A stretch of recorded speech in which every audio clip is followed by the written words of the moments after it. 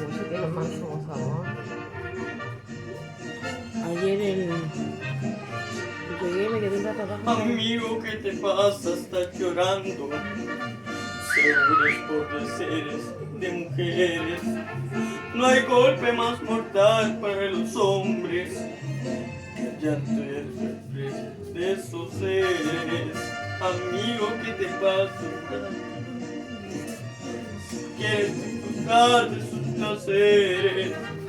Consigue una pistola si es que quieres, o cómprate una vaga si prefieres, y vuélvete asesino de mujeres.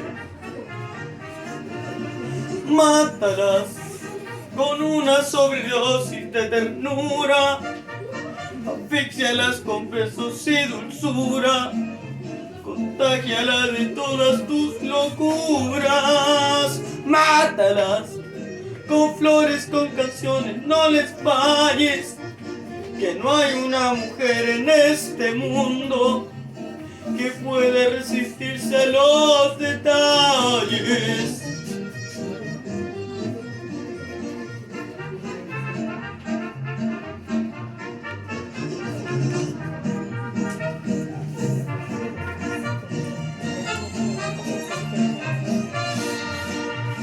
Despiértalas con una serenata, sin ser un especial que vale flores. No importa si es peor de las ingratas, que tú eres un santo sin errores. Amigo,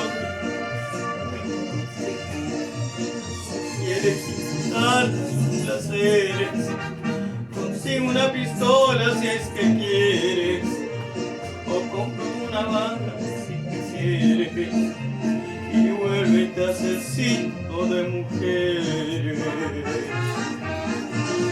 Mátalas con una sobredosis de ternura, asfixialas con besos y dulzura, contágiala de todas